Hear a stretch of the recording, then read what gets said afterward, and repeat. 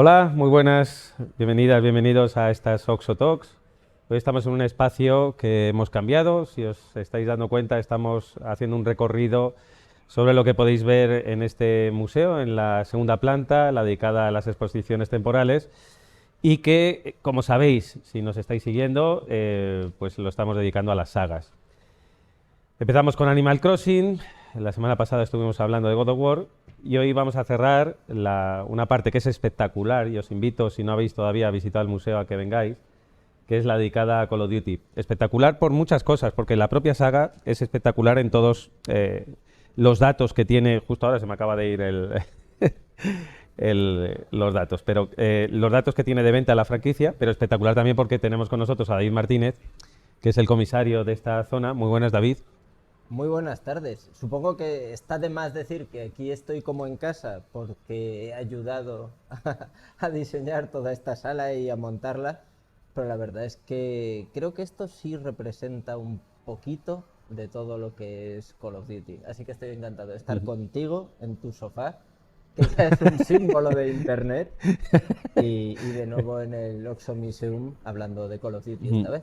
Ingresos de la franquicia superan, estos son datos oficiales de Activision, que podéis ver además en el panel, 30.000 millones de dólares, más de 425 millones de juegos premium vendidos hasta la fecha, 125 millones de jugadores en Warzone desde su lanzamiento, más de 650 millones de descargas en móvil en todo el mundo, y Modern Warfare 2 se ha convertido en el primer fin de semana de la franquicia con más de 800 millones de dólares en ventas en un fin de semana, pues en el que se lanzó el 28 de octubre del 22, en una apertura taquillera mucho mayor que la que fue Top Gun Maverick, que funcionó muy bien, o Doctor Strange. Y también Modern Warfare 2 ha establecido un nuevo récord en la franquicia en este fin de semana de apertura, siendo el número 1 en ventas digitales en sus 3 primeros días. Bueno, más allá de las cifras, vamos a hablar del impacto de Call of Duty, de esta saga, que sí, por supuesto tenía su hueco en un museo y tenía su hueco en una visión cultural, porque al fin y al cabo estamos hablando de la guerra. La guerra que está más o menos impresa en el ADN de los hombres desde que el mundo es mundo. Pero bueno, el impacto cultural de Call of Duty creo que es evidente. Eh, Todas estas cifras mareantes que nos das, lo que vienen a resumir es que es un año tras otro el juego más vendido, sobre todo en Estados Unidos, pero uno de los juegos más vendidos en el mundo. Es un juego que tiene una comunidad muy fiel de seguidores. Es un juego que se consume en modo historia, pero sobre todo en multijugador. Un juego que a nivel competitivo está también en lo más alto, junto con CSGO o League of Legends. Y bueno, pues desde luego es un juego que está tan impregnado en nuestra cultura actual, pues que es común que la gente ya no hable de shooters o de juegos tipo Doom, sino de juegos tipo Call of Duty.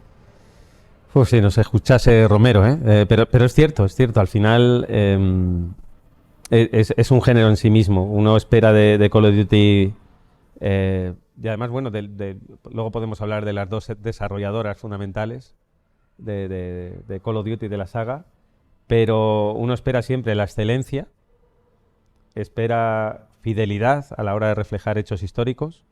Creo que eh, no se puede pasar por alto también ese rigor en documentación. Estamos precisamente en el panel de los personajes históricos que han aparecido a lo largo de varias entregas de la saga.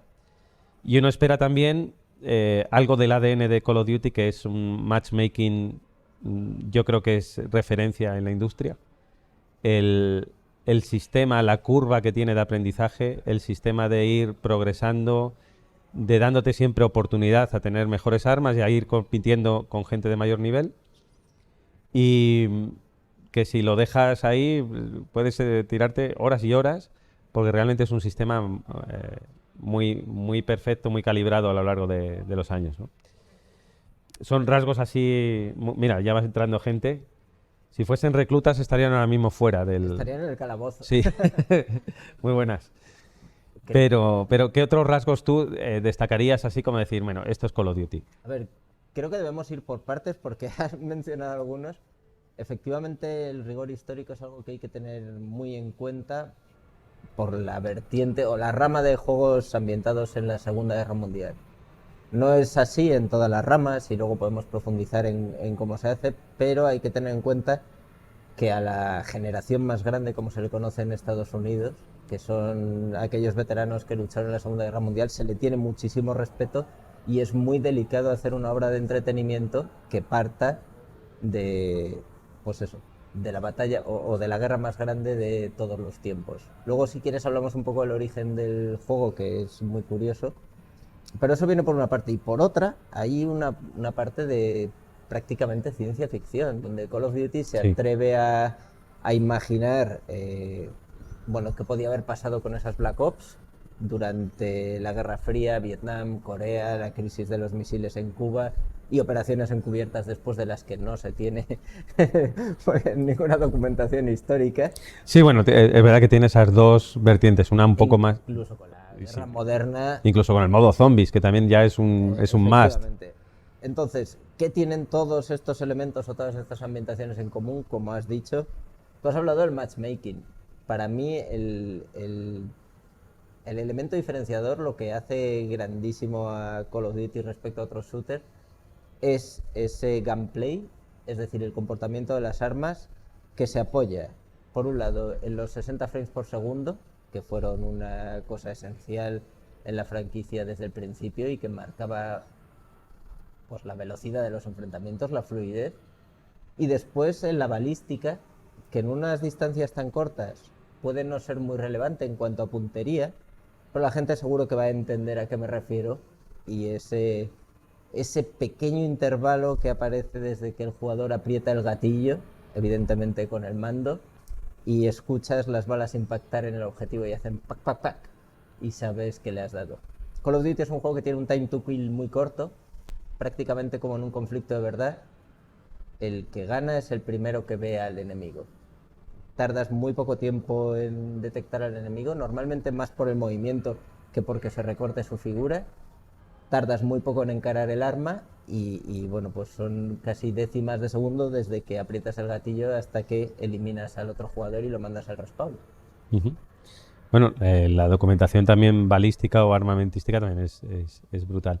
Vamos a ese, que no me lo pierda, ese origen que decías tú que era curioso. Es decir, ¿cómo empieza todo? ¿Cómo empieza esta saga? A ver, esta historia me encanta porque está esa famosa frase de tenga cuidado el que lucha contra monstruos de no convertirse en uno de ellos, y precisamente Call of Duty se convirtió en un monstruo tratando de luchar contra ellos. Es una franquicia que nace a partir de Medal of Honor. Steven Spielberg, que terminaba de hacer Salvar al Soldado Ryan, había visto a sus hijos jugar a GoldenEye en Nintendo 64 y quería replicar esa experiencia en un juego de la Segunda Guerra Mundial. Voy a cortarlo todo para no estar aquí toda la tarde contando. Súper rollo. referente también, GoldenEye. Efectivamente. Entonces, bueno, Steven Spielberg, además de hacer cine, también era dueño de DreamWorks, que tenía su parte de desarrollo de videojuegos. Estaban haciendo Trespasser, basado en Parque Jurásico por aquel entonces, y les dice que no, que quiere un juego basado en la Segunda Guerra Mundial, y hacen Medal of Honor para PlayStation. Súbete un pelín el volumen, David, me dice Voy a subir Julio. el volumen, no sé si lo voy a hacer Hacia derechas. Ahí, así mejor, sí. si me escucháis mejor, bien. Un poco poquito. Pues más dale aún, más. ya está al tope. A lo mejor, vale, perfecto. Como os decía, la saga Medal of Honor tiene un notable éxito en PlayStation, se pasa a PC, los encargados de hacer esa versión de PC eran un estudio que se llamaba 2015 Inc. Y son los miembros de aquel estudio los que dicen, mira, queremos dejar de trabajar para Electronic Arts porque corta nuestra libertad. Nos encontramos con una serie de inquietudes que queremos trasladar al juego y Electronic Arts no nos lo permite. Y quiere el destino que monten Infinity Ward, se pongan a trabajar para Activision y prácticamente se conviertan en aquello de lo que venían escapando. Y luego ya son famosos, si queréis lo hablamos después o no, los juicios de West y Zampella, que son los fundadores de Infinity Ward, contra Activision y después los juicios de Activision contra West y Sampella cuando se volvieron a ir a la competencia y demás. La cuestión es esa, que se van a Activision y crean Call of Duty para dar rienda suelta a su lado más indie, si se permite la expresión, y allí, pues bueno, el éxito hace que se encontrasen con todo lo contrario. Porque, bueno, al final el dinero es muy convencional, da poco, es muy tradicional, o sea, deja poco margen a la creatividad y al riesgo más puro y absoluto de cuando estás comenzando y dices, venga, voy a hacer esta locura, ¿no? Efectivamente, todo el mundo busca tener éxito en aquello que hace, pero una vez que tienes éxito, prácticamente te ves condenado a repetirte el resto de tu carrera. Uh-huh. Y ha habido momentos difíciles, porque evidentemente Call of Duty se sostiene por un saber hacer tremendo, pero también con una comunidad que está ahí, muy fiel, pero también muy exigente, y también que sabes que hay cosas que no te va a permitir. O sea, como buen fan de la saga, ¿qué patinazos o qué casi patinazos ha habido? Porque creo que han rectificado, ¿no? A lo largo de la historia. Bueno, hay históricamente un super patinazo, el campeón olímpico de los patinazos que fue Call of Duty para PlayStation Vita. Fue una oportunidad desaprovechada. En la presentación de la consola en el E3 se anunció que tendría un Call of Duty exclusivo y solo se mostró el logo. Este juego resultó ser Call of Duty Black Ops Declassified, que era solo multijugador, con bots, desaprovechaba las posibilidades técnicas de la consola, limitaba el número de jugadores drásticamente, los escenarios eran versiones recortadas de los que tenía el primer Black Ops y aquello fue un desastre. Prácticamente no hay ningún sitio por donde rescatar Call of Duty Black Ops Declassified. La verdad es que, a ver, yo me encontré con la ilusión de, joder, voy a analizar Call of Duty para PlayStation Vita, y al segundo siguiente no creía lo que tenía entre manos. Pero es cierto que ha habido otros momentos en que la franquicia sufre. Call of Duty Ghosts fue un juego inferior en calidad a lo que venía presentándose y supuso un retroceso respecto... Quizá me estoy adelantando, pero ya ha mencionado antes Santi que son dos estudios los que principalmente van dándose el relevo en cuanto al desarrollo, después serían 3.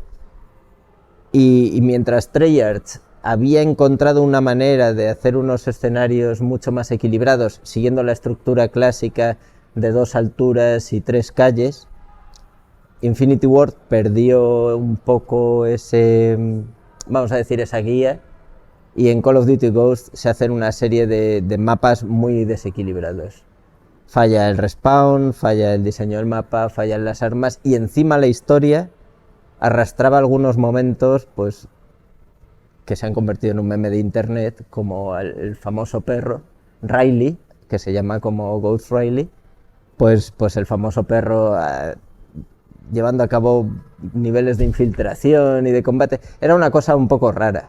Para que quien nos esté escuchando y no conozca el juego se haga una idea, controlabas a un pastor alemán que llevaba una cámara situada en un arnés y, en fin, un poco mal. Sí, bueno, que eso luego ha aparecido cuando llevabas la bomba también de tipo dron, que eso es típico de la saga. Bueno, ya me estás respondiendo de alguna manera, entre Infinity Ward y Treyarch, ¿cuál es el approach no creas... que a ti más te gusta dentro de Call of Duty, ¿no? Pues no creas que te he respondido, porque es mis Treyarch. juegos favoritos son de ambas. Es el primero, Call of Duty Modern Warfare, que desarrolla Infinity Ward, y Call of Duty Black Ops 2, que desarrolla Treyarch. Pero las diferencias al final son pequeños matices. Ambos juegos trabajan sobre un sistema de progresión de rangos, niveles y prestigios y desbloqueos de armas, y lo que pasa es que Treyarch se atrevía a ser un poco más, vamos a decir, vanguardista, y a veces cambiaba la racha de bajas por racha de puntos. En otras ocasiones te permitía crear un perfil de soldado también basado en una serie de puntos y no tan limitado. E Infinity Ward ha sido más encorsetada. Pero como he dicho, estas dos entregas, uno de cada uno, creo que tenían una selección de mapas y de niveles espectacular, prácticamente sin fallo. Y es muy difícil que un multijugador te presente un catálogo de mapas y de armas y que no tenga fallos. Ujú. Luego hablamos, ¿quién crea Nuketown? Lo crea Treyarch para el primer Call of Duty Black Ops. Y desde entonces lo reincorpora en todos sus juegos. Lo digo porque aquí es una de los grandes atractivos de esta exposición, que podéis ver una maqueta representando Nuketown, donde, bueno, quizás nos faltan algunas flechas, pero lo podemos explicar. Se ve en maqueta cómo está diseñado el nivel. Se empieza en las partes posteriores de las dos construcciones. Hay que decir que luego se ha caracterizado, se ha ambientado en diferentes épocas, incluso en un retrofuturismo, Sí, en bueno, pruebas hay un nucleares. Nuketown en el futuro y un Nuketown soviético, pero al final Es el mismo. es el mismo nivel cambiándole el skin, la apariencia. Pero fijaros, es tan absolutamente bueno el nivel que ya es un must dentro de las entregas de la franquicia. Es decir, cuando tú vas a tocar Nuketown y si decides meterlo en un título de la saga, tiene que estar, por un lado, justificado, pero por otro lado estás respondiendo a los fans de la saga que lo quieren, siempre lo quieren. Y a mí me interesa mucho cómo se reinventan para incluirlo, porque no vale con incluir el original, siempre tienen que poner algún pequeño detalle que los diferencie, pero al mismo tiempo sean lo mismo. O sea, tienes que tener la misma fluidez en los pasillos laterales, si te quieres poner con en las partes superiores con armas de mayor distancia, si quieres estar campeando un poco por donde los parkings o donde los garajes y tirar granadas o armas o tipo escopeta, es decir, siempre dándote la opción a los diferentes tipos de armas, pero al mismo tiempo, como te decía, variándolo. O sea, no permites, no me metas este mismo, ¿no? Por un lado es lo mismo y no es lo mismo, ¿no? A ver, esto es complicado porque creo que le pasa a todos los fanáticos de todos los videojuegos. Nos gusta que nos cambien las cosas, pero solo hasta cierto punto. Entonces, que somos raritos, ¿eh? Es complicado encontrar un equilibrio entre quiero que me vuelvas a dar lo mismo y quiero que me des algo nuevo porque para eso se trata de una nueva entrega. Y por eso he gastado un dinero, claro. Claro, la cuestión de Nuketown es que tiene un tamaño perfecto. Hay mapas más rápidos en Call of Duty, pues tipo cargo, o Ya.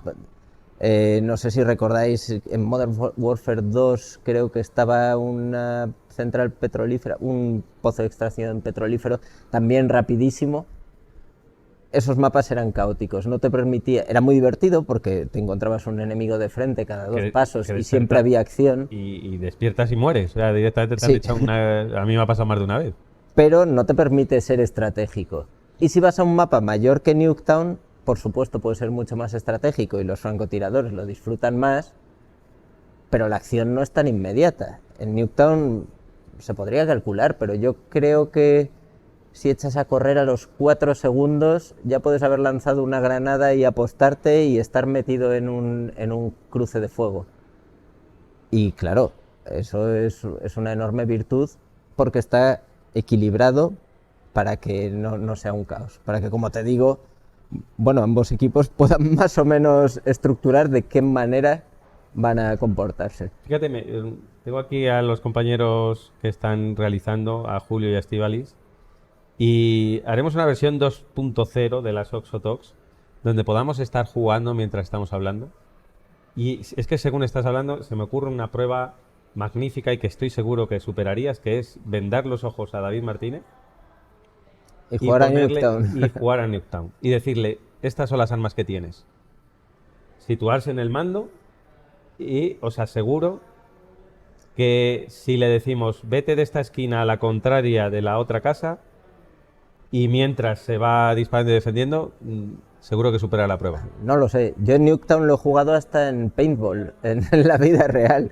Es un mapa que me gusta mucho y en una ocasión pues tuve la suerte de estar en un Codex Pi, en una de estas super convenciones dedicadas a la saga y jugarlo en la vida real y la verdad es que, bueno, es un arte. El diseño de niveles está hecho para que los jugadores fluyan un poco en la dirección que quieres, y en Nuketown todo funciona para que esos jugadores se encuentren en 6 u 8 puntos diferentes que cambian según la partida y que hacen que sea infinito. Podrías estar en una lista de juego que solo fuera en Nuketown y te lo pasarías bien. Para situaros, David Martínez, ahora mismo es Marketing Lead de Abilight Studios. Precisamente estáis con un juego de gestión militar, One Military Camp. Él tiene un pasado, una trayectoria en hobby consolas que te ha llevado a prácticamente cubrir todos los estrenos de Call of Duty. Y me consta, porque además ha habido conversaciones que te conocen en Activision, evidentemente. O sea, es de estos periodistas referentes, de conocer al detalle la saga. Esta sala tenéis unas vitrinas, según entráis a la derecha, o depende por dónde entréis al fondo, que tiene una serie de condecoraciones, que son condecoraciones personales de la colección personal de David Martínez y que ha ganado en convenciones internacionales de presentación de eventos especiales de Call of Duty. Os digo esto para que valoráis en su justa medida los grandes coleccionistas de la saga, cuando vengáis aquí, qué tipo de piezas tenéis, aparte de justo donde estamos, una zona interactiva, que es un nivel que es nada de ruso, donde como en el juego tú puedes decidir si al final si abrirte paso asesinando a los civiles o no. ¿Cuál es el motivo de esto? Y enseguida lo comprendimos en el museo y nos alineamos con David, pues que lo que decíamos, que la guerra es consustancial al ser humano y la violencia quizás no está en el videojuego, sino en quien ejecuta las decisiones, ¿no? Nosotros mismos. Esto es interesantísimo, porque ha resultado fácil acusar a Call of Duty. De hecho, durante un tiempo, a partir de Call of Duty Modern Warfare 2, donde se presenta nada de ruso, hay una serie de niveles que resultan polémicos y bueno, pues que saltan a los titulares.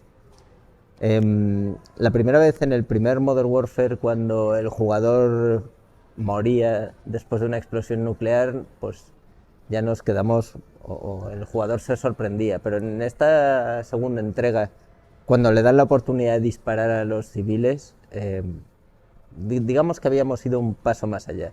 El propio juego te advierte: este nivel puede herir tu sensibilidad, si quieres puedes saltártelo.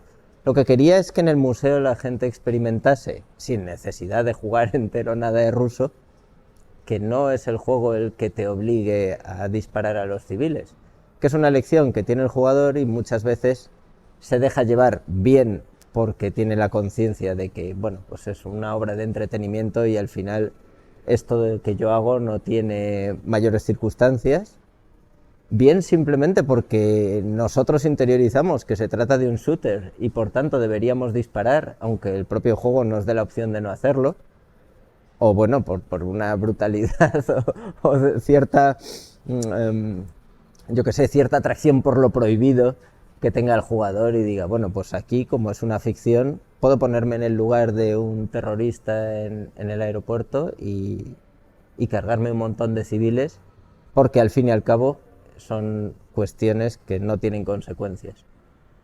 Pero después lo más interesante, y merece la pena reseñarlo, es que en el museo puedes acceder a las estadísticas y ver cuántas personas han decidido la opción de voy a hacer que el jugador dispare y cuántas personas han decidido pasar el nivel pues manteniéndose oculto pero sin disparar.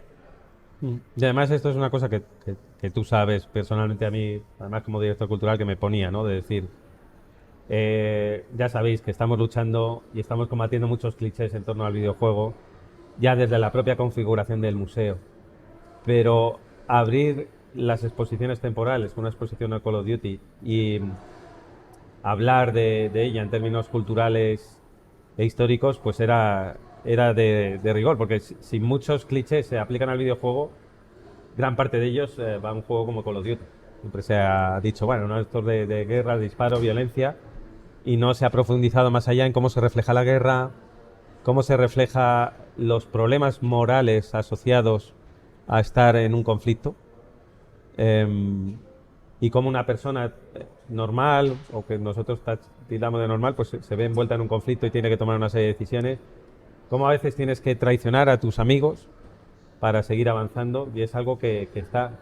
Además, David, con respecto a mí, yo siempre he ido directamente al modo multi, y después, en los ratos que tenía, pues jugaba a la campaña. Como has dicho lo de a veces tienes que traicionar a tus amigos, ¿qué ibas a decir? David es un traidor. Dedos libres, dice, la exposición es espectacular. Bueno, estamos desgranando algunos de los elementos. En el panel justo contrario a donde estamos hay un reflejo de España en Call of Duty, donde tenéis el Museo Valderas, donde tenéis Gibraltar, donde el modo Seaside, por cierto, tiene mucho que ver con nuestros pueblos, en concreto pueblos como Ronda, están reflejados en la arquitectura y en la propia configuración del mapa. Quería aprovechar ahora que te ha dado la tos. Aprovecha y abre la caja de granadas. Vamos a sacar munición. Bueno, pues como te decía, hay una frase muy famosa que dice que la primera víctima en una guerra es la verdad, y en el caso de Call of Duty a lo mejor también la verdad ha sido una víctima, porque desde fuera, desde el punto de vista de quien no conoce el juego, es muy fácil decir que simplemente se trata de una obra de imperialismo norteamericano en que Estados Unidos de nuevo va a salvar al mundo, pero de un tiempo a esta parte el propio... Te van a atacar luego, ya he visto una cara de sí, es eso. Bueno, es cierto que inicialmente sí, y por supuesto en la ambientación de la Segunda Guerra Mundial no hay discusiones, creo que es algo que está superado universalmente, pero sí es verdad que a partir de Modern Warfare 2, y atención, esto es un spoiler gordísimo, pero bueno, cuando descubres que el malo en realidad es el general Shepard de los Estados Unidos y que tienes el enemigo en casa, el juego trata de mantenerse, los modos historia del juego tratan de mantenerse en una zona más gris, donde pues muchas veces el que nosotros damos por hecho que es el héroe tiene que meterse en el barro y hacer cosas reprobables, como me temo que se han hecho históricamente. Antes hemos hablado de las Black Ops, las operaciones encubiertas. A grandes rasgos viene a ser eso, cuando se salta la ley o la legislación mundial, bueno, para llevar a cabo operaciones que no estarían permitidas de ningún modo, pero que alguien considera que hay que hacer. En relación a la documentación y qué tipo de interlocutores ha tenido Treyarch, Activision, Infinity Ward a la hora de documentarse, ¿qué contactos ha habido que se sepan? O sea, te quiero decir, a la hora de documentar ciertas armas, y ya no solo en las históricas, sino sobre todo cuando se ha proyectado la guerra del futuro. Bueno, ¿qué tipo de asesoramiento militar especializado y profesional han tenido? Durante mucho tiempo el asesor militar de la saga fue Hank Kiersey, que había trabajado con distintas producciones basadas en la Segunda Guerra Mundial, que era un tío muy majo, y en la Gamescom te daba la oportunidad de levantarte e irte a correr con él y ponerte a hacerte flexiones, porque era un veterano del ejército y todavía hacía estas cosas. ¿Tú lo hiciste? Sí, claro, yo he entrenado con Hank Kiersey. Sabéis que yo me presto a todo este tipo de tonterías, me privan. Pero aparte de eso, después a medida que evoluciona digamos, que evoluciona la manera de hacer juegos, ha habido una serie de asesores, vamos a decir, no sé si utilizar la palabra polémico también o delicado, pero el caso de Oliver North, que es uno de los personajes que aparece en Call of Duty, que está metido de lleno en el escándalo de Estados Unidos con la contra nicaragüense, y que además actúa como asesor de Call of Duty para un juego ambientado en la Guerra Fría. Esto, desde luego, ya sí que toma un tinte político partidista y es muy fácil tomar las conclusiones acerca de eso. Pero a mí me resulta especialmente interesante el salto que se da con Black Ops 2, donde por primera vez se tiene en cuenta cómo serán las armas del futuro, cómo puede funcionar, por ejemplo, una impresora 3D para hacer munición. Y entonces el decir, bueno, estas balas en lugar de cargarse a través de cargadores con sus casquillos y en unos calibres, se podrían sustituir por botellas de una sustancia que se imprimiese en cada pistola y se disparase, o las railguns, las armas magnéticas que hemos visto en bastantes videojuegos y que existen y que la Marina de los Estados Unidos está investigando. Así que, bueno, hay una serie de documentación del DARPA que se hace pública y a la que acceden estos estudios y con las que trabajan. Y luego, y ha habido un caso... evidentemente, eso quiero decir, hay un guionista, en el caso de Black Ops 2 fue David Goyer. David Goyer. El responsable del Caballero Oscuro, por ejemplo, de la peli de Batman. Ese guionista convierte toda esta ciencia ficción en algo creíble, plausible, utilizable y que tiene sentido en un juego. Eso es verosímil. Dentro de... Pero ¿hay algún ejemplo de algún arma, alguna estrategia que haya interesado al gobierno? Que se haya hecho DARPA primero en un videojuego y después en la realidad. Sí. No, yo en concreto en Call of Duty. Creo que no. Creo que Call of Duty siempre va por detrás en cuanto al diseño de armas. O al menos se basa en prototipos que pueden o no estar aprobados. O sea, Call of Duty Infinite Warfare, que es en el espacio, o Advanced Warfare, que hablaba sobre los exoesqueletos, pueden no necesariamente utilizar un arma que se vaya a fabricar nunca, pero sí está basada en prototipos de alguien que ha presentado eso como un posible arma. Pero también quiero conectar esto porque, pese a que evidentemente son un medio de entretenimiento, de ficción, los videojuegos como son las series y otros medios de expresión culturales, a veces son fuente de inspiración científica total. O sea, me voy a ir a Star Trek, que siempre ha sido motor de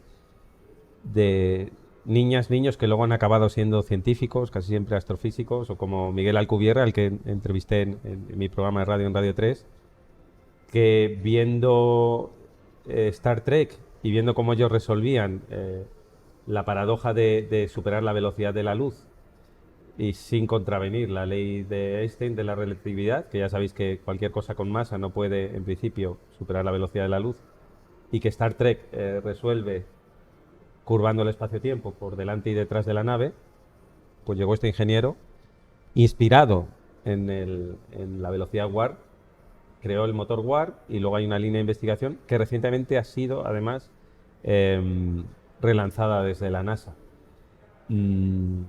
No sé yo si el rayo de la muerte de Tesla fue el que inspiró a Reagan con aquello de la guerra de las galaxias. Las galaxias y el escudo antimisiles. Es que se me acaba de ir ahora ahí, y Tesla, pues, por supuesto, no es un personaje de ficción, pero sí que hacía ciencia límite, sobre todo al final de sus días, cuando ya lo único que hacía era congregar a la prensa para llamar la atención, el pobre, y está rodeado de palomas a las que, según los biógrafos, estudiaba sus trayectorias haciendo algoritmos y demás.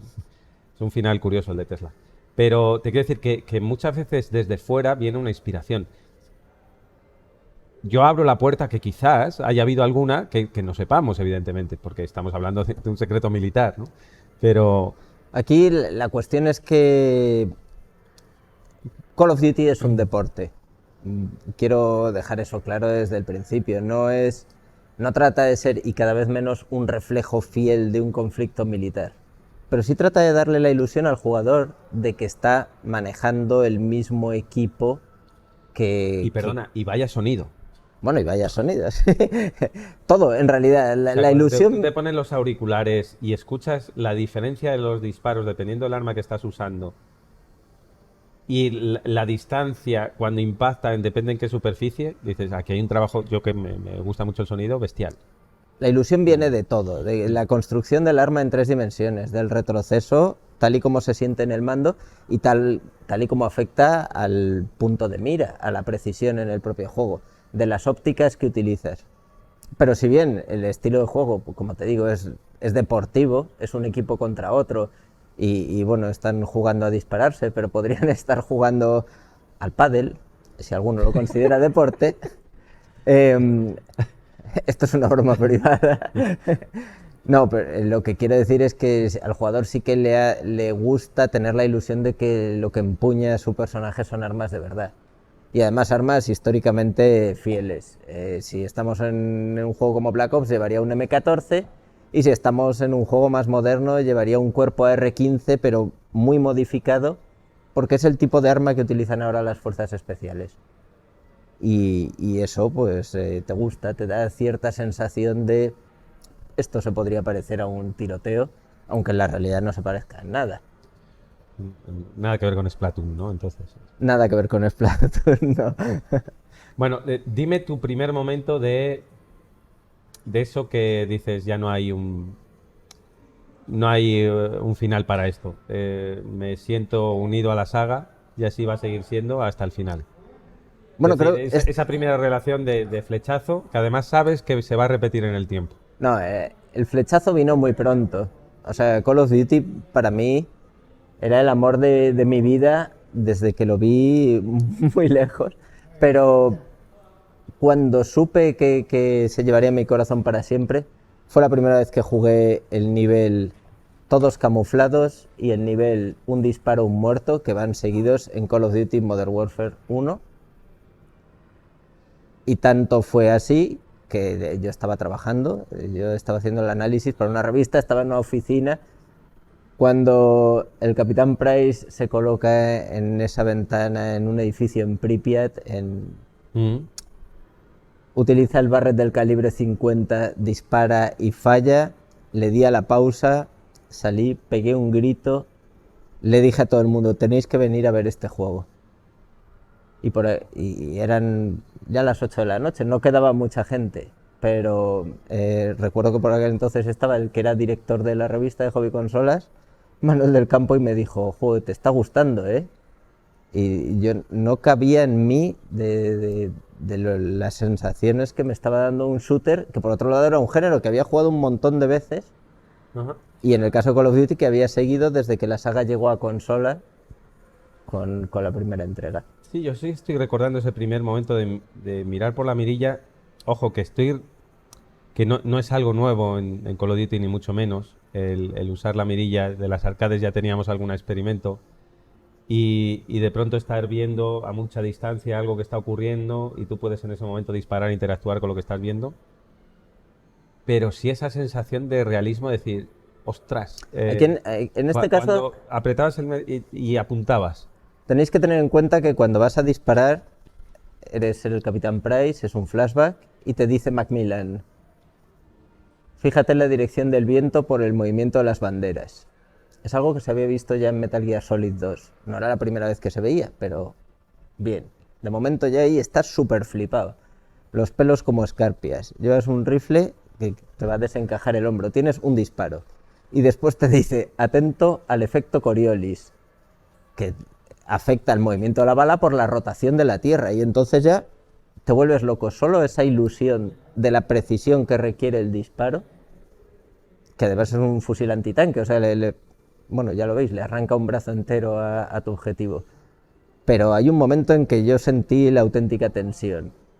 Y como el nivel anterior era justo de infiltrarse para que no te viesen, y en el que apenas se disparaba, pues, bueno, creo que generaba justo un punto álgido, estallaba con ese disparo, y a partir de ese momento hay además una huida. Primero te descuelgas el rappel por la fachada de un edificio y luego sales corriendo hasta la famosa noria de Chernóbil, que se ve en todas partes, y creo que tenía un ritmo perfecto. O sea, terminabas exhausto después de habértelo jugado, pero era muy intenso. ¿Y qué salud le ves ahora mismo hemos hablado de las cifras, a Call of Duty en estos tiempos cambiantes? Amenaza ahí el metaverso, amenaza la VR, desde luego está ahí esa quimera, pero es bastante difícil por todo lo que estás diciendo tú, es decir, el lag, el tiempo de reacción, va por otro lado, ¿no? Pero Qué pregunta más dificilísima. Yo le veo una extraordinaria salud, porque hay dos comodines en la ¿ves un manga de... Horizonte VR o no? Como experiencia. Sí, pero un Call of Duty VR, no que la saga numérica se convierta en VR. Tenemos el precedente de Medal of Honor, de hecho un juego que ha sido premiado incluso en los Oscars por una serie de tecnologías que utiliza para recrear la Segunda Guerra Mundial en realidad virtual. Call of Duty en VR funcionaría muy bien. Tendría que ser diferente, porque correr es una parte muy importante del juego y en realidad virtual sería imposible representar eso sin que los jugadores o bien acabasen mareados o acabasen golpeándose contra una pared. O utilicen estos dispositivos que son cintas andadoras en 360. Pero yo creo que ya eso, si el salto a realidad virtual ya es un primer precio que hay que pagar, que no todos los jugadores están dispuestos a dar, y encima les pides que se compre una cinta transportadora, A lo mejor en casa no, pero en un salón arcade premium sí. sí, eso puede ser. Pero bueno, la cuestión es que a Call of Duty ahora mismo, a corto plazo, no solo le quedan las nuevas entregas del juego, que llevan junto a ellos nuevas versiones de Warzone, sino que además tiene por lanzar Call of Duty Warzone en versión móviles, que seguramente será un éxito porque ya Call of Duty Mobile lo es, y tiene en desarrollo esa película de Call of Duty, que quién sabe si será, no te voy a decir una nueva Super Mario Bros. Que batirá todos los récords, o una nueva Mortal Kombat que sea más decepcionante, pero está claro que es una manera de revitalizar la franquicia. Ahora bien, todo esto bajo la sombra de que Activision pues está en un proceso de adquisición por parte de Microsoft. Cuanto antes se lleve a cabo esa compra, que yo creo que sí se va a efectuar, pues más sencillo será que se pongan a trabajar de verdad, que es lo que tienen que hacer, y no preocuparse de que una u otra comisión apruebe esta compra. ¿Y el modo free to play les está funcionando? Sí, Call of Duty Warzone hay que tener en cuenta que salió en el momento perfecto, que fue durante la pandemia. Salió en aquel mes de marzo fatídico y claro, lo reventó. Y a día de hoy, pues debe ser, no podría darte los datos exactos, pero debe estar detrás de Fortnite, Counter-Strike, League of Legends, debe ser como el cuarto o el quinto juego free to play más jugado. Con lo cual, en fin, es un éxito adicional al de las entregas anuales que se siguen vendiendo. Ujú. Bueno, enseguida vamos a abrir un turno de preguntas, tanto en Twitch como aquí presenciales. Tienes luego a las 7 Tendré que hacer una brevísima un pequeño interrupción. KitKat totalmente justificable, pero antes de dejar paso a que te pregunten, te quería preguntar cuál es tu arma preferida. Pues mi arma favorita es el M14, el original, de madera, el largo, el que llevaba las tropas regulares en Vietnam. Y si me permites, con silenciador y mira telescópica. M14, silenciador, mira telescópica. ¿Y tu momento preferido de la saga? Bueno, ya he dicho que es este Sí. disparo de Call of Duty Modern Warfare, pero por no repetirme, te voy a decir otro. Me gustó ¿Tu otro momento especialmente... preferido? Sí, sí, me gustó mucho el... Bueno, vale, soy un fanboy del Capitán Price y entonces la reaparición del personaje en el remake de Modern Warfare evidentemente me voló la cabeza, pero me gustó mucho en ese juego que se atreviesen a hacer un nivel en Afganistán, la Afganistán tomada por los soviéticos o en guerra contra los soviéticos, protagonizado por una niña, donde, bueno, pues se veía que sí, que esto era un juego sobre la guerra, donde se banalizaban muchas cosas, pero que también invitaba a tomarse en serio algunas otras cosas y a no pasar por alto, pues que, en fin, que la guerra afecta a mucha gente y que las víctimas no son solo los soldados que están enfrente a los que les pegan un tiro. ¿Tu momento más duro está relacionado con ese? ese es muy duro, y en Call of Duty Modern Warfare 3 también hay un momento en Londres en que se ve una familia paseando y luego estalla una bomba en una furgoneta, donde también, bueno, pues se deja muy claro que los inocentes son víctimas, y además, en este caso, en un escenario cercano. Estamos, o casi hemos interiorizado que las guerras tienen lugar en Oriente Medio, y vemos allí, pues, a la gente llorando y llevando cuerpos de los niños que han muerto, pero de repente que el juego se atreviese a hacer eso en Londres era un recordatorio de que estas cosas también podían ocurrir en la puerta de tu casa. Estamos hablando de un juego claramente PEGI 18, pero vamos a intentar hablar de los valores, ¿tú crees, a reforzar o positivos que pueden servir incluso para reflexionar a nivel pedagógico, educativo? Es decir, mira, más allá del PEGI 18, más allá de la violencia explícita, más allá de esto, ¿qué puede aportar Call of Duty en la cultura de la guerra primero, pero en la cultura de la humanidad como mensaje social? A ver, voy a serte honesto, es muy difícil encontrar el mensaje social, pero Call of Duty se apoya sobre los mismos valores que un montón de obras artísticas de naturaleza bélica. Es decir, se ensalza la parte heroica, la camaradería, Como la Apocalipsis Now, por entrega. ejemplo. Quiero decir. Bueno, pensaba más en la obra bélica clásica piensa en todas las ¿Puentes sobre el río películas. Kwai o...? Eso es, todas las películas de la Segunda Guerra Mundial protagonizadas por John Wayne. Pues, Claro. El día más largo, por ejemplo, donde la guerra en realidad es un medio de expresión de valores, pues eso, la entrega, de la camaradería, bueno, pues al final los hombres que están en el frente luchan por el hombre que tienen al lado y por la gente que está en su casa. Cuando a un chaval lo reclutaban para ir a la Segunda Guerra Mundial, seguramente no tenía ni idea de qué estaba pasando allí en Europa, pero sí le importaba que sus padres, sus hermanos o sus hijos estuvieran bien, y además le importaba que sus compañeros estuvieran bien.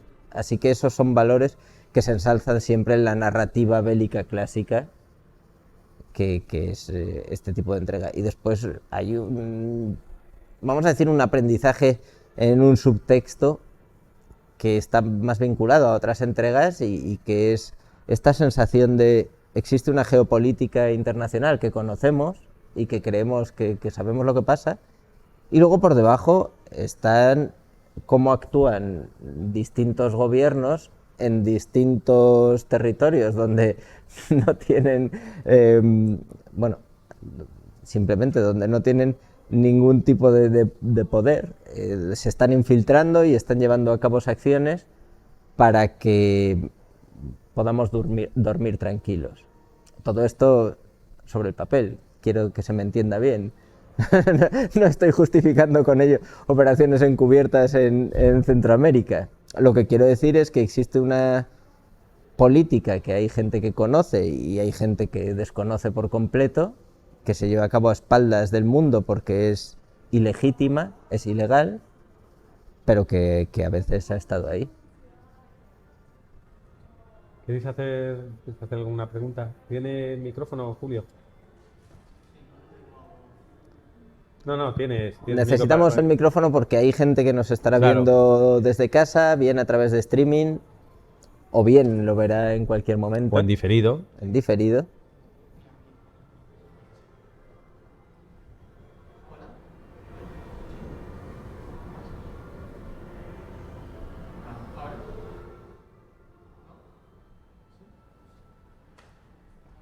Si no te pones aquí. Si no te pones aquí, ponte aquí un momento si quieres. Vale. Bueno, mientras arreglamos esto, pues eso, invito a que quienes nos estén viendo por Twitch también pregunten. Exacto. Si nos... ¿Hola? Ahora sí, vamos allá. Vale. Quería preguntar qué claves crees que son las que ha hecho que Call of Duty siga hoy en día en el mercado, en contra, por ejemplo, de Medal of Honor, que hoy en día no tiene entrega como tal. ¿Cuáles son las claves que tú crees que son las que han llevado el éxito a Call of Duty? Es ¿Y interesantísimo. por qué se ha comido a Medal of Honor? Pues yo creo que porque han maltratado a Medal of Honor. El problema de Electronic Arts es que tenía la saga Medal of Honor y tenía la saga Battlefield y tenía la saga Titanfall, y yo Qué creo buena que ahí Titanfall. Buah. Titanfall 2 es un Buah. juego espectacular, hecho sí. por West y Zampella, además, quienes Pues fundaron Infinity Ward. Pues el 2, maravilloso. Pero Battlefield es un juego extraordinario hecho por DICE, y los últimos Medal of Honor también eran un trabajo de DICE. El problema está en que yo creo que fue más un Electronic Arts maltratando su saga que Activision haciendo algo completamente distinto. Ahí el último Medal of Honor, no sé si fue Warfighter, donde recuperaba ciertas operaciones reales en distintos momentos históricos, y estaba muy bien. Y bueno, pues no tuvo tanta acogida porque el ritmo de juego no era tan rápido como el de Call of Duty. Call of Duty ha encontrado una fórmula y ha apostado por ella y ha tratado de profundizar sin variar demasiado. Medal of Honor ha sido más valiente en muchos aspectos. No sé si recordáis Airborne, en que había como pequeños escenarios abiertos y caías en paracaídas dentro de los niveles de la historia. Y tenías una enorme libertad de movimientos, que es algo que no se habían atrevido a hacer en ninguna otra saga. Pero claro, a veces ser valiente no rinde tanto como ser conservador. Y Call of Duty fue conservador, y Medal of Honor lo que hizo fue perder a sus efectivos para hacer Battlefield, que por otro lado son grandísimos juegos. Quizá la entrega de este año pasado, 2046, no sea la mejor de todas, pero si echamos un vistazo a Battlefield 5 o Battlefield 1 o Battlefield 4 o Battlefield 3, que son los últimos que han aparecido por este orden, me salto Hardline, han sido también juegos extraordinarios. Quizá me he enrollado mucho y no sé si te he contestado. Estoy preocupado, deberías ya atender. No, que no, tiene- a las 7 tiene que tengo que lanzar hacer un una misil. cosa, pero Sí, sí. ya está, no te preocupes. Es la- 3 minutos. Dime. No, que quería hacer otra pregunta. ¿Crees que es importante la labor de conservación que hace Call of Duty? Al igual que Assassin's Creed hace una labor de conservación que tiene como el modo este que te permite ver los escenarios y tal, que es como si fuese en plan Sí, el museo. modo Discovery Tour, Claro. ¿no? Sí. Pues ¿no crees que es una buena labor la que está haciendo Call of Duty al coger los modelos de armas, hacerlas fidedignas y eso conservarlos? Bueno, en el caso de Call of Duty, Bueno, Call of no Duty o creo que cualquier sea otra. tanto una labor de conservación como una labor de reciclaje. Porque tienes que tener en cuenta que Call of Duty, el mismo modelo de arma, le puede servir para sacarlo en distintos juegos. Ya hemos hablado de mapas que se reciclan de una entrega a otra, y evidentemente con cada nueva entrega no hace falta escanear todos los elementos de un arma y volver a grabar el sonido, porque bueno, si ya lo tienes grabado de la entrega anterior, pues lo reutilizas. Así que creo que es más bien una labor interesada que una labor de conservación, pero siempre, a ver, por supuesto siempre es bueno. Cuantos mejores representaciones podamos hacer de la realidad, ahora es para un juego, pero vete a saber para qué más adelante, pues yo creo que mejor para todos. Y yo en la línea de David, un poco para resumir lo que está diciendo entre líneas, y yo creo que también es muy importante lo que nos ha dicho, es bueno, cuando las cosas funcionan, ¿para qué cambiar en su forma de ser o por qué ser creativo, ¿no?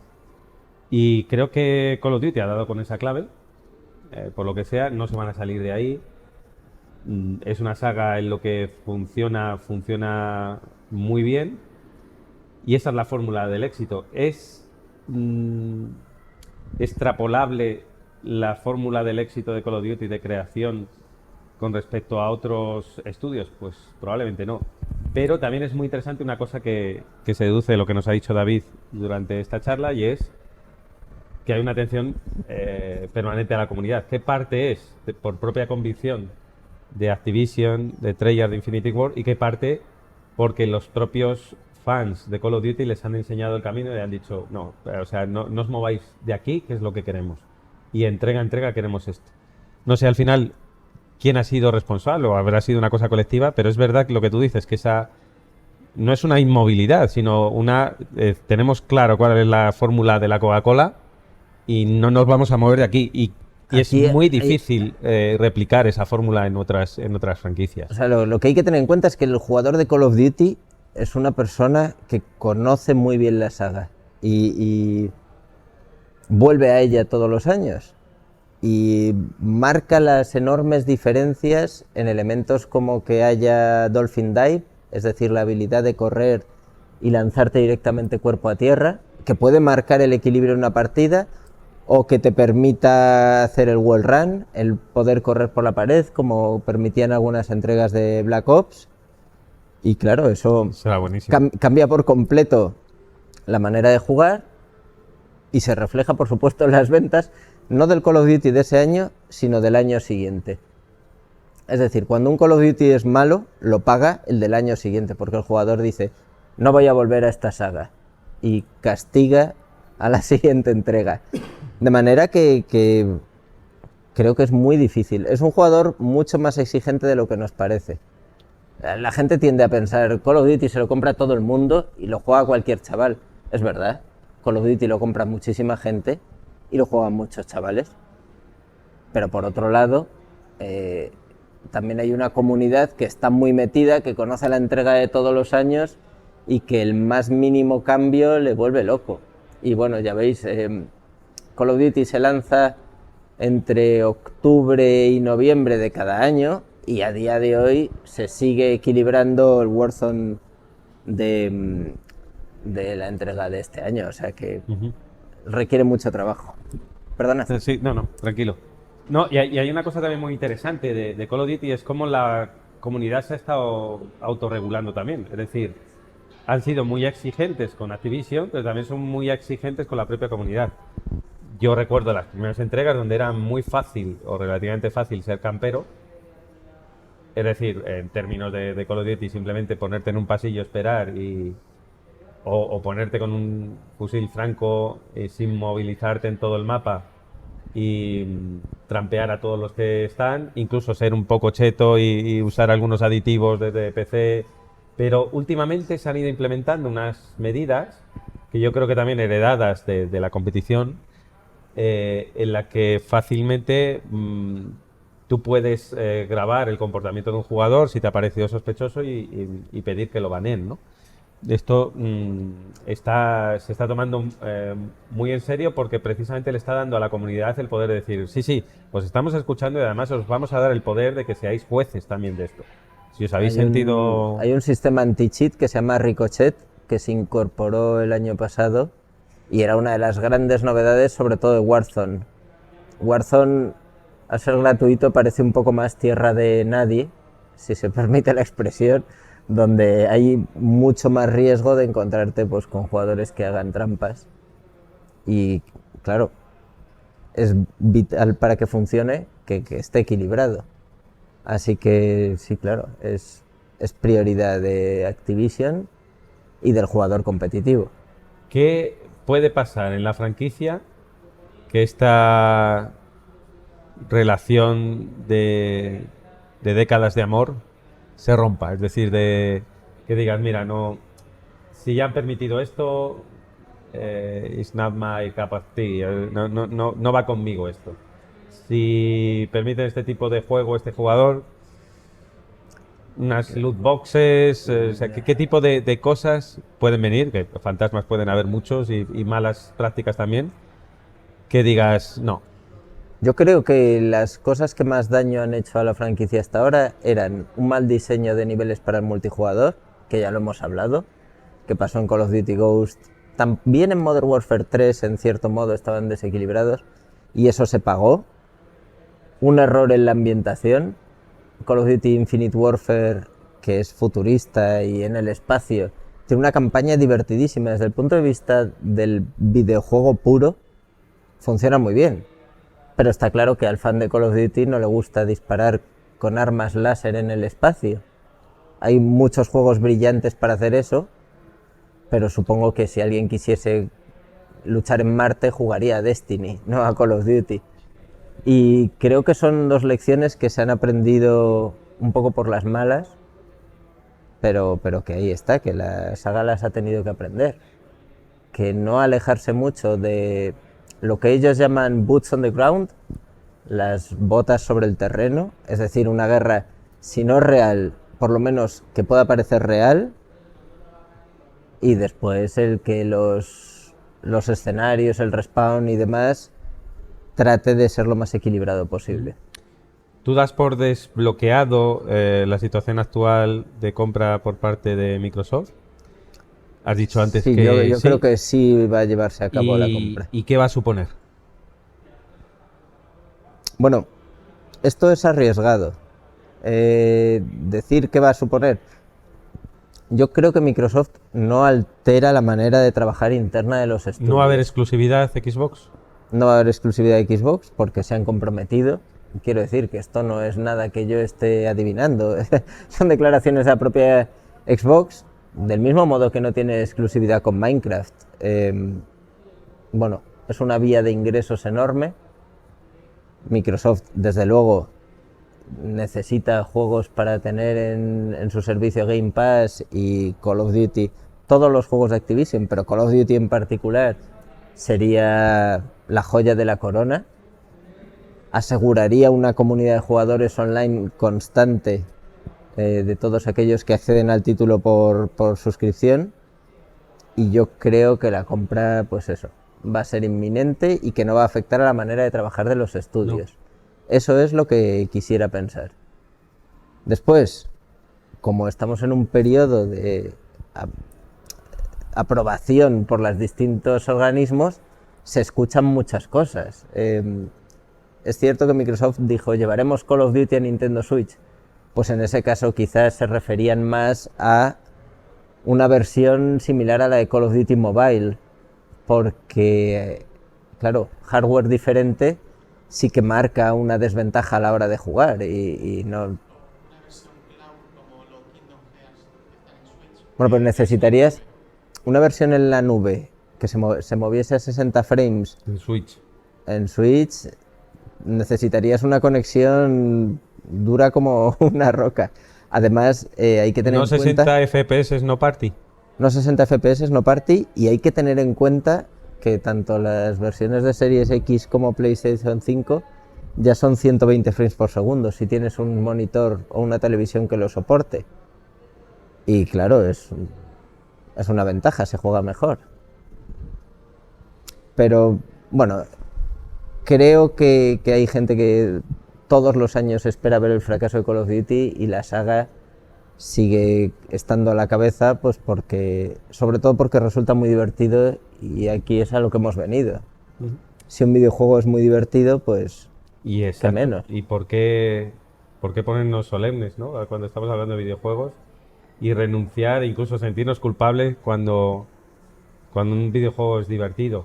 Yo a Call of Duty le debo mucho, le debo horas de evasión, de soltar adrenalina, nervios, de estar conectado con otros jugadores y directamente, pues, soltarme. Es como una sesión de sauna, pero hecha videojuego, y la que le tengo mucho cariño por todo lo que me ha regalado. Incluso en algún momento de ansiedad, de coger el juego y decir, jo, qué bien me siento después de esta sesión, ¿no? A ver, tú lo has dicho, es una manera de que luego soltarlo todo. Llega a la redacción y está jugando hasta las 4 de la mañana Call of Duty, y sentirte mal.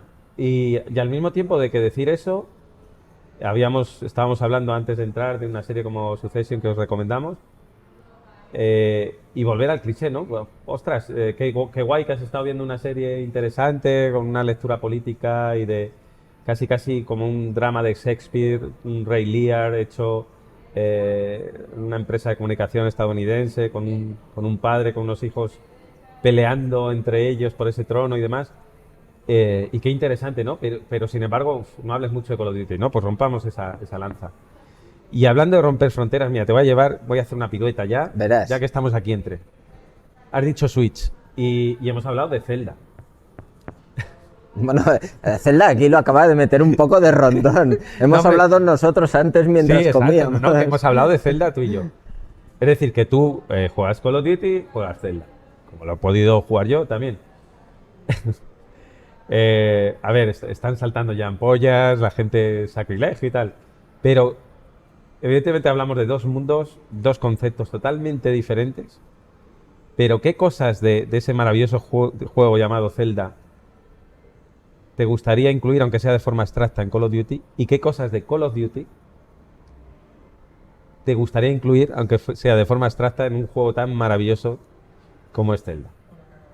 Mira, ¿lo ves? Se están yendo la gente ya, están ver. saliendo salpullidos. No, de forma abstracta, O sea, este es un siempre he crossover, pensado cómo sería un Call of Duty. crossover herejía. Sí, sí, es una herejía, pero siempre he pensado cómo sería un Call of Duty con mayor elemento sandbox. En este sentido, pues se parece, o más parecido a Battlefield. Un Call of Duty Battlefield. con un escenario mucho más abierto. Pero sería Battlefield. Bueno, pero tú me has dicho qué elemento tomaría de Zelda y desde luego el que esté abierto está muy bien. Y hay otra cosa que me fascina en Zelda y es que la física no está solo como un elemento de representación de cómo se comportan las cosas, sino que forma parte del juego. Y entonces yo pienso, bueno, si en la realidad hay gente que puede disparar a través de una pared, ya es cierto que en la última entrega de Call of Duty hay paredes que se pueden atravesar y romper con disparos y demás, pero ¿hasta qué punto beneficiaría a Call of Duty meter elementos que físicamente interactuasen y decir, bueno, quizá yo no puedo acertar al tipo que está subido a una torre, pero sí puedo plantar C4 en los pilares que tiene debajo y hacer que la torre se derrumbe? Es decir, introducir mucho más elementos físicos que le dan más realismo. Son dos cosas de la última entrega de Zelda que yo creo que le irían muy bien a Call of Duty. A la inversa, la tecnología, ya que Call of Duty que funciona con un motor propio que es el IW Engine, pues es tecnológicamente muy puntero. Son juegos que... Y en algunos pasajes como en las islas le vendría bien a Zelda. Claro, si la consola lo soportase, Claro. pues estamos hablando de un juego que corre 60 frames por segundo e incorpora ray tracing en la iluminación y tiene unos modelos, un sonido espacial, en fin, técnicamente son siempre muy solventes. Y después, bueno, no lo sé, el resto, Zelda es una obra maestra, es muy difícil mejorarlo. Pero el combate en Zelda casi pasa a un segundo plano. A lo mejor habría que hacerlo un poco más ágil y... Matchmaking en Zelda. No en multijugador, pero sí Ojo, como en Destiny, llegas a un área, se sueltan varios. Ah, bueno, links. eso sería una locura, una especie de PvE en que cooperen varios... Supongo que estropearía la historia, Sí, no, sin duda. pero sí, Call of Duty es un juego muy veloz, donde los enfrentamientos son prácticamente en un abrir y cerrar de ojos, y en Zelda el enfrentamiento es mucho más lento, que no es malo, pero es más lento. Bueno, pues al final ha historiado muy bien una pregunta estúpida. Era una pregunta dificilísima, Y estúpida. Pero pero... llevando un poco al límite y entended un poco el espíritu de estas charlas, ¿no? Bueno, a ver, al final los juegos son un lenguaje, son un medio y sería muy arrogante por parte de nadie decir yo lo sé todo y nadie tiene nada que enseñarme. Y bueno, pues Zelda es un juego brillante, pero seguro que alguien le puede enseñar algo y Call of Duty, por su parte, pues más aún. No perdáis la ocasión de verdad de visitar este museo y de estar un tiempo en esta zona de exposición que ha comisariado David Martínez. Estoy viendo ahora mismo a mi izquierda el panel donde están los hechos históricos en hasta 3 líneas temporales, ¿no? Porque hay a veces que... Bueno, en realidad hay un montón. Tenemos hechos históricos en las líneas de la Segunda Guerra Mundial y de Guerra Fría. Tenemos hechos, vamos a decir, una historia alternativa en las dos sagas de Modern Warfare, la tradicional y el remake, y luego tenemos el futuro de Infinite Warfare, Advanced Warfare, Black Ops 2, 3. Empezando por Tobruk, 27 de noviembre del 41, Stalingrado, por supuesto, 17 de julio del 42, y terminamos, ya no me da a mí, en 2067, donde No, yo creo que más, más, ¿no? bastante más. 2187. 2187, gracias, Estíbaliz. Y abajo podéis ver pues el orden de lanzamiento de esta saga. ¿Cuántos juegos al final? No lo sé. Bueno, como decía, La verdad es que no juegos lo sé. premium. Porque hay que tener en cuenta que al principio de la saga Call of Duty en PC y Call of Duty en consola llevan líneas paralelas, pero no son los mismos juegos. Se unifican con Call of Duty 2, que ya aparece en Xbox 360, Call of Duty 3 ya aparece en Xbox 360, PlayStation 3 y Nintendo Wii. Ujú. Bueno, para mí siempre la Segunda Guerra Mundial es bueno, lo que ha sido Call of Duty. Para mí es enganche y esos hechos, ¿no? Y luego tenéis también las armas y esas medallas, es decir, un montón de objetos especiales que os van a gustar. No hemos debido hacerlo muy mal porque aquí el amigo se ha portado bien, no me ha encañonado ni ha hecho nada. No sabemos lo que puede hacer cuando terminemos. Pero en serio, es un privilegio que alguien como David Martínez haya puesto su conocimiento, su talento al servicio de... Y sobre todo su pasión, su cariño. Si algo tiene este museo es que quienes estamos detrás amamos los videojuegos. Y si una parte de ese amor, de ese cariño que tenemos se transmite también a vosotros como visitantes, creo que estamos cumpliendo un poco el trabajo de esto, que lo vuelvo a decir una vez más que un museo es un templo donde uno viene a venerar a los dioses del píxel y a compartir ese amor con los tuyos. Ay, me he puesto profundo al final, pero es así, de verdad. Y es un placer que tú lo hayas hecho de esta manera. Me encantaría volver a contar contigo en sucesivas ediciones, porque no todo David Martínez es Call of Duty, ni mucho menos. Os acabo de decir que estaba jugando a Zelda y otras cosas, pero sí que es una saga que en cuanto salía el nombre era imposible no acordarse de ti. Es decir, que no va a haber nadie como David. Al final, ¿te has quedado contento de cómo ha quedado? Me he quedado muy contento. Como os he dicho, vengo aquí y estoy en mi casa. Y pienso la cantidad de más cosas que se podían haber mostrado. Pero por otro lado, creo que el jugador que entre y conozca Call of Duty se va a ir, pues eso, con el pecho hinchado de decir, joder, qué bien lo que he visto, qué momentos me ha recordado, qué guiño a la saga. Y el jugador que no lo conozca, que es otra parte importante del visitante del museo, alguien que entre por curiosidad, pues puede tener una idea un poco general de este fenómeno. Nos preguntan en Twitch que si no has hablado de One Military Camp. Creo que lo hemos mencionado, pero si quieres, en un breve pitch.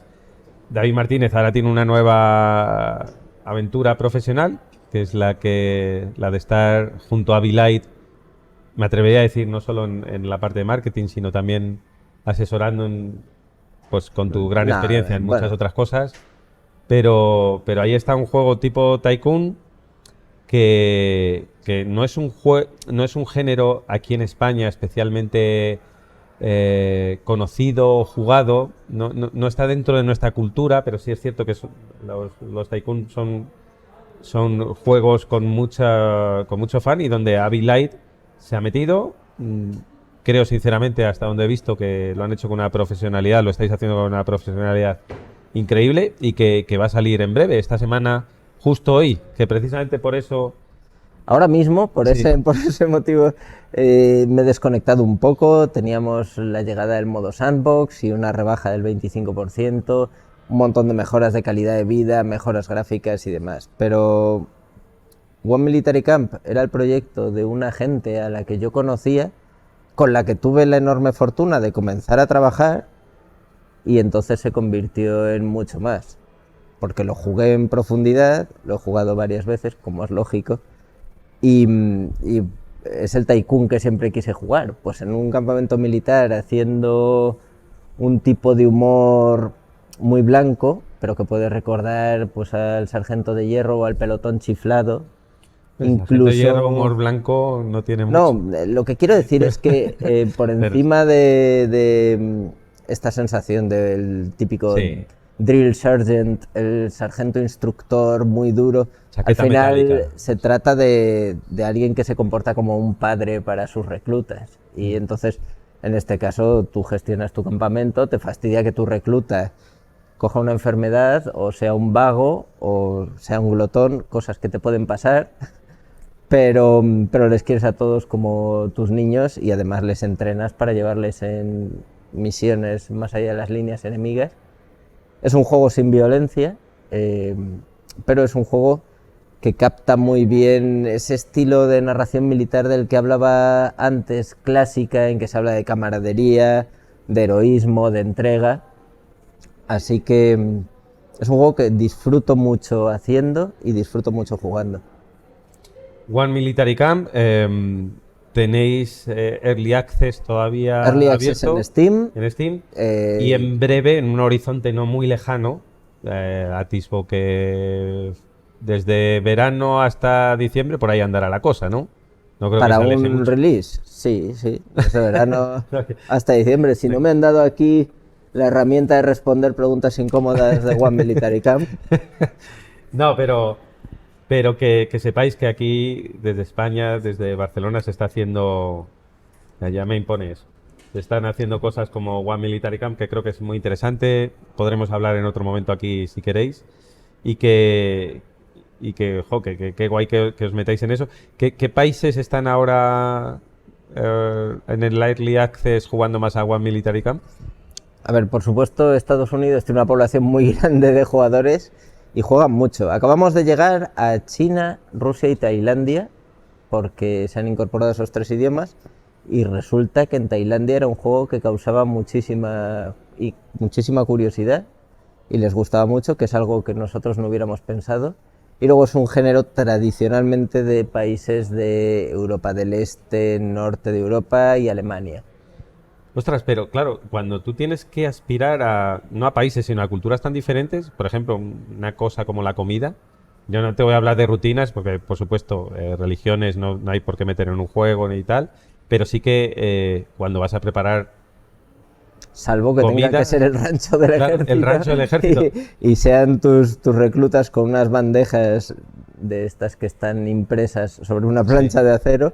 Y esa es simplemente, universal, ya sea Tailandia, sí, efectivamente, el rancho del ejército, todo el mundo Hay sabe una que cultura gastronómica. viene a ser un potaje de un color entre verde, marrón, quizá con unos tonos de azul, que sabe mal, pero que alimenta.